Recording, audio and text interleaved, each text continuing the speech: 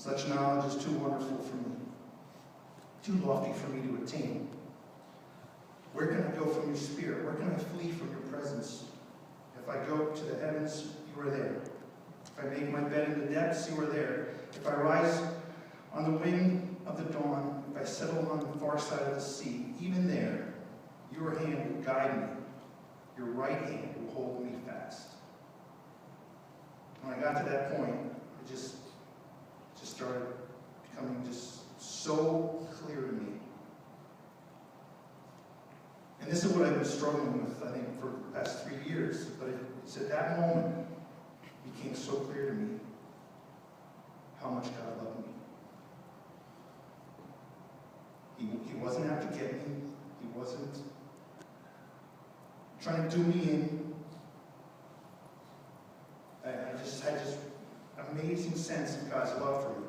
In spite of all that stuff that he knew about me, right? I mean, everything that I didn't do, that I did wrong, that I should have done, that I could have done, that I didn't, in spite of all that, I just knew without doubt that he loved me like deep, like the love like he'd never known possible. Like this overwhelming sense came over me. I'm not going to read on. I read through the whole thing. There's so much. All the days ordained for me were written in your book before one of them came to be. He knows it's all planned out. He's got it figured out. He's got me. And I just knew going forward that I can do this. I got this. I mean, I knew it wasn't going to be easy. I mean, there was sorrow and grief and struggles. But I can do it because God loves me. He's got me. And I didn't realize it then, but looking back, that panic that I was feeling, that wasn't God, that was Satan. Kept trying to tell me that, God's failed you, he's left you. That's Satan trying to do to me. And I didn't buy it. I didn't buy it then. And I feel like my upbringing,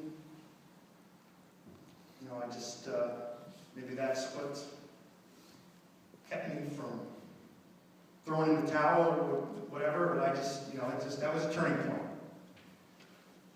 And I want to share that with you because I feel like, I'm sure many of you have gone through been in the same, that point of despair, right? It's just like I can't do this. It's like, it's too much. Well, I'm here to tell you that God loves you deeply, and he's not out to get you. He loves you. And as a loving father has to do, sometimes he does. There are moments when he has to discipline you, or he has to teach you a few things along the way. And but that's all part of God's love. But all that other stuff, that anguish and despair and panic, that's not from him. So I encourage you to rest in his love. As you were trying, that we need to just, and I feel like over the past 4 years that's where I've been residing, in the knowledge that God loves me. But now, he's challenging me once again. He's refining me. And you say, now it's time that you need to start loving others. So that's what it's all about, right? We need to, I know God loves me. I need to love him. But another piece of me is to love others. And I feel like that's where God is really challenging me and refining me now, that we need to reach out.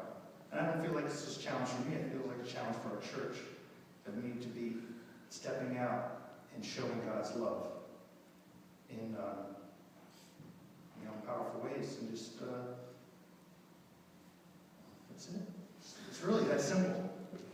I mean, I just, the Bible says God is love. When Jesus was asked what the greatest commandment was, he says, love your God with all your heart, soul, and mind.